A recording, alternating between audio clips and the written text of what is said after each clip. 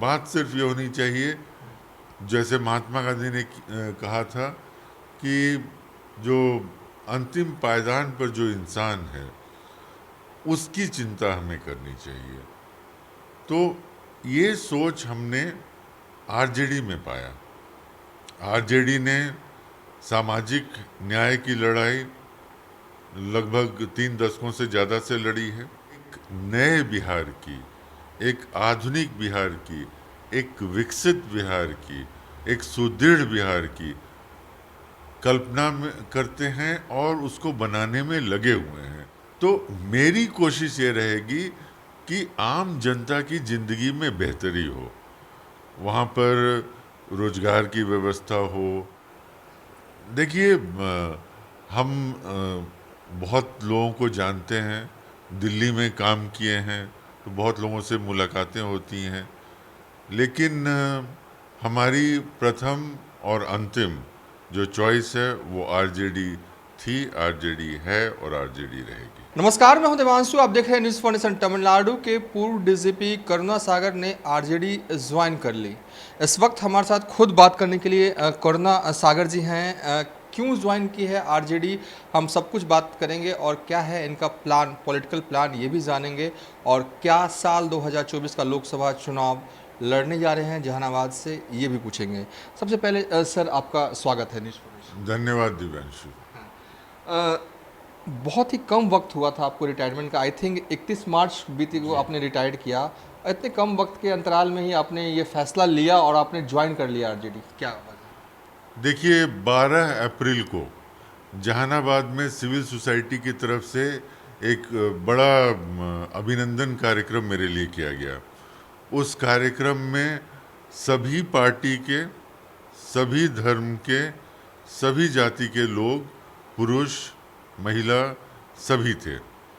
और अभिनंदन करने के दौरान जितने लोगों ने वहाँ पर बोला, सबने यह कहा कि आप इतने सालों से जहानाबाद अरवल डिस्ट्रिक्ट में समाज सेवा कर रहे हैं और हमेशा से कमज़ोर गरीब तबके के लोगों के लिए तत्पर रहते हैं, उनकी सहायता करते हैं।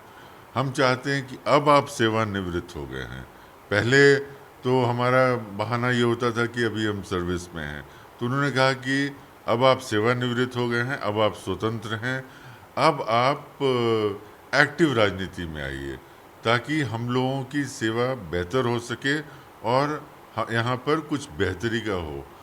तो जब सब लोगों का की ऐसी डिमांड आई तो फिर हमने अलग से और मित्रों से, परिवार के लोगों से सबसे बात की और सबकी ये राय थी कि राजनीति को एक ऑप्शन देखा जा सकता है।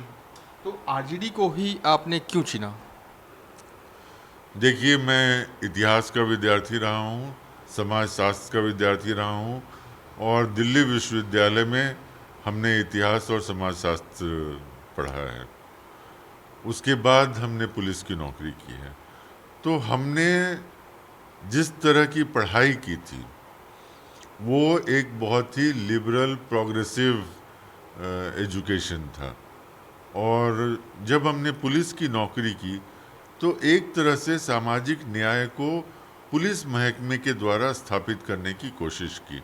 हमेशा मेरी ये कोशिश रही कि जो भी कमज़ोर है, जो पिछड़ा है, दलित है, महिला है, बच्चियां जो स्कूल जाती हैं, कॉलेज जाती हैं, आर्थिक रूप से कमज़ोर वर्ग है, तो कमज़ोर के साथ मेरा हाथ हो। और हमने पूरी नौकरी में इस बात को महसूस किया और इस बात को इंश्योर किया कि पुलिस की जो ताकत जो हमारे पास थी तंत्र का, उसका इस्तेमाल कमज़ोरों की बेहतरी के लिए किया जाए। तो इसलिए हमारी जो सोच है वो एक प्रोग्रेसिव सोच है। मैं एक ऐसे समाज में रहना चाहता हूँ और ऐसे समाज का सपना देखता हूँ जहाँ किसी भी तरह की विद्वेषता न हो, सांप्रदायिकता न हो, लोगों के बीच तोड़ने की बात न हो, जोड़ने की बात हो, समाज में सौहार्द हो, लोगों में सौहार्द हो और विकास की बात हो। बात सिर्फ ये होनी चाहिए, जैसे महात्मा गांधी ने कहा था कि जो अंतिम पायदान पर जो इंसान है उसकी चिंता हमें करनी चाहिए। तो ये सोच हमने आरजेडी में पाया। आरजेडी ने सामाजिक न्याय की लड़ाई लगभग 3 दशकों से ज़्यादा से लड़ी है और आज हमारे आदरणीय तेजस्वी यादव एक युवा नेता हैं। उनका बड़ा विजन है, उनका बड़ा कमिटमेंट है। तो वो सामाजिक न्याय के साथ साथ एक नए बिहार की, एक आधुनिक बिहार की, एक विकसित बिहार की, एक सुदृढ़ बिहार की कल्पना में करते हैं और उसको बनाने में लगे हुए हैं। उनका सपना है कि बिहार से पलायन कम हो, ज़्यादा से ज़्यादा रोजगार हो, ज़्यादा से ज़्यादा बिजनेस अपॉर्चुनिटीज़ हमारे राज्य में हो। तो मुझे विचार के तौर पर और जो ग्राउंड में जो चीज़ें हो रही हैं, दोनों के तौर पर मुझे लगा कि ये एक पार्टी है जिसमें मैं मानसिक रूप से अपने आप को संतुष्ट पाऊंगा। जब आप तमिलनाडु में कार्य कर रहे होंगे, पुलिसिंग का कार्य कर रहे होंगे, शायद उस वक्त आप डीजीपी भी रहे, डीजीपी ना हो, डीआईजी रहे होंगे, तब बिहार में एक नैरेटिव सेट करने की कोशिश जो है, भरकस कोशिश की गई कि बिहार में लालू का शासन जो है वो जंगल राज है। आप तमिलनाडु में कार्य कर रहे होंगे, जहानाबाद से भी खबरें उस वक्त भी आपको मिलती होगी। तो जो बीजेपी वाले कहते थे कि जंगल राज या अन्य जो विरोधी पार्टियां हैं आरजेडी की, उसको लेकर आपकी क्या टिप्पणी होगी, क्योंकि आप तो पुलिसिंग से भी जुड़े हुए हैं।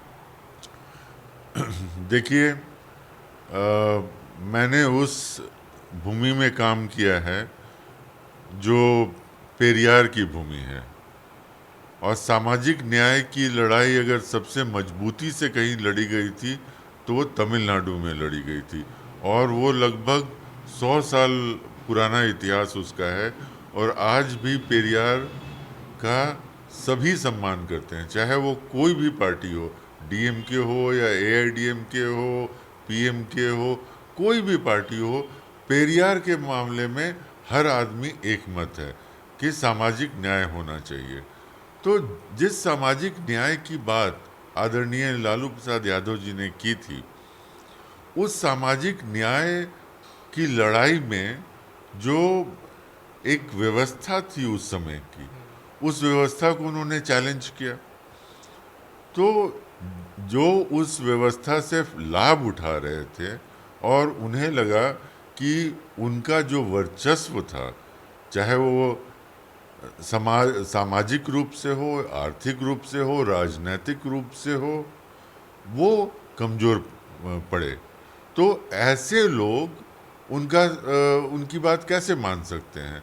तो उन लोगों ने एक ये नैरेटिव बनाया कि उस समय एक जंगल राज था। पुलिसिंग सही थी उस वक्त की? देखिए, पुलिसिंग एक ऐसी चीज़ है जिसमें हमेशा सुधार की संभावना रहती है। कोई ऐसा किसी भी जगह नहीं कह सकते हैं कि यहाँ की पुलिसिंग परफेक्ट है। पुलिसिंग उस समय भी थी, पुलिसिंग आज भी है, पुलिसिंग आगे भी होगी। और समय समय पर एक कालखंड होता है, वो एक ट्रांजिशन का पीरियड था, और इसलिए वहाँ पर कुछ ऐसी घटनाएं हुई। वही जैसे हम आपको बताते हैं, हम 95-97 2 साल तमिलनाडु के दक्षिणी भागों में एसपी थे, और उस समय वहाँ पर जातीय हिंसा चरम पर थी, इसीलिए मेरी पोस्टिंग की गई थी वहाँ पर।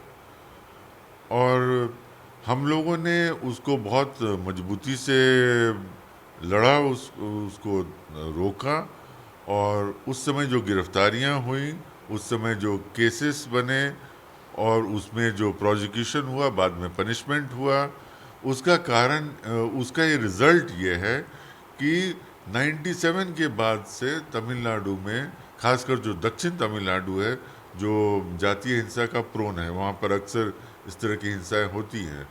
वहाँ पर एक तरह से थम गया है। लेकिन आज भी इक्का दुक्का घटनाएं घट जाती हैं। तो कोई भी समाज क्राइम फ्री तो होता नहीं है, कई कारणों से क्राइम होता है। तो जहाँ तक पुलिसिंग की बात है, पुलिस का रिस्पॉन्स क्राइम होने पर कैसा है ये महत्व रखता है। अगर पुलिस सजग होकर सही अपराधी को पकड़ती है, उसको सजा दिलाती है, तो अच्छी पुलिसिंग है। और अगर ऐसा नहीं होता है तो पुलिसिंग के बारे में तो सवाल उठेंगे। मौजूदा वक्त में जो बिहार सरकार का हिस्सा है आरजेडी, क्या कहेंगे जो बिहार में जो पुलिसिंग चल रही है इस वक्त सही है, कुछ सुधार करने की ज़रूरत है? देखिए, जैसा हमने पहले कहा कि सुधार की का जो स्कोप है वो हमेशा ही रहता है।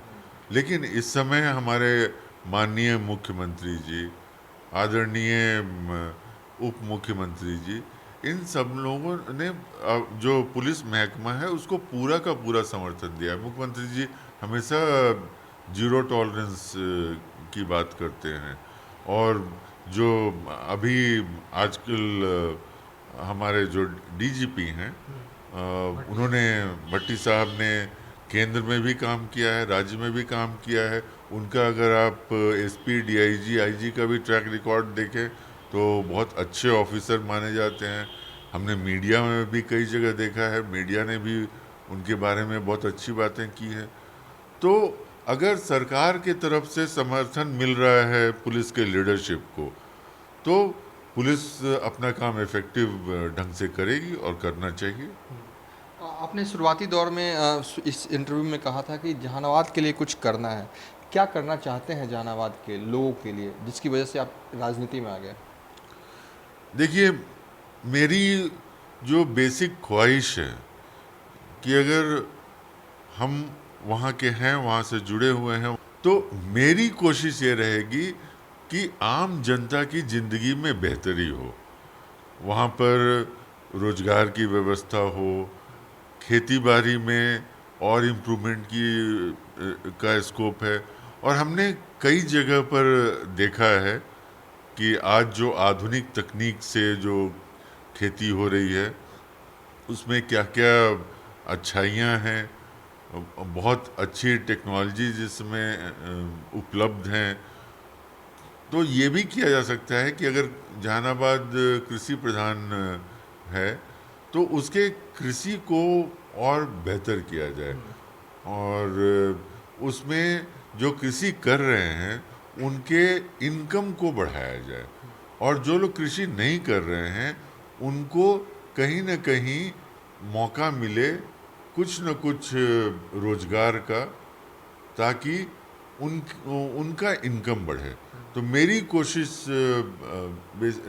बेसिकली ये है कि जब तक उनकी ज़िंदगी में बेहतरी नहीं होगी, और बेहतरी, ये देखिए हम लोग कैपिटलिस्ट व्यवस्था में रहते हैं, और इस अर्थव्यवस्था में बेहतरी का सबसे अच्छा पैमाना है आर्थिक। तो अगर किसी का इनकम आज 10,000 है, कल 15,000 हो जाता है, तो ये एक बहुत ही पॉजिटिव इंडिकेशन है। तो मैं इस क्षेत्र में काम करने की पूरी कोशिश। आखिरी सवाल है मेरा कि जो मेरे पास जानकारी है कि बीजेपी के बड़े बड़े नेता जो हैं आपको फ़ोन कर रहे थे कि बीजेपी में आप आइए और शामिल हो जाइए, क्या सही है? देखिए, हम बहुत लोगों को जानते हैं, दिल्ली में काम किए हैं, तो बहुत लोगों से मुलाकातें होती हैं। लेकिन हमारी प्रथम और अंतिम जो चॉइस है वो आरजेडी थी, आरजेडी है और आरजेडी रहेगी। चलिए, ये थे तमिलनाडु के पूर्व डीजीपी करुणा सागर, जिन्होंने आरजेडी ज्वाइन किया है और हमसे इस इंटरव्यू में विस्तार से अपना विज़न बताया कि आगे वो क्या करने वाले हैं और क्यों इन्होंने आरजेडी ज्वाइन की। फिलहाल अभी तक के लिए इतना ही। आप देखते रहिए न्यूज़ फॉर नेशन।